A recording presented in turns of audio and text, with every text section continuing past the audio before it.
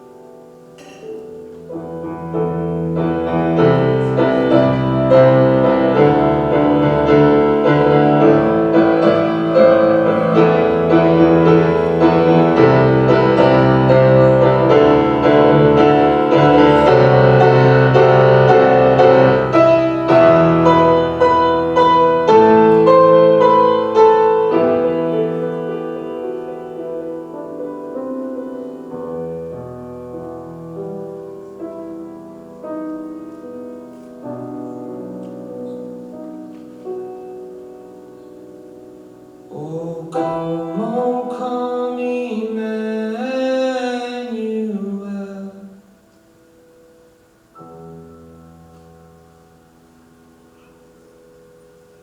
Kaleb Street, everybody.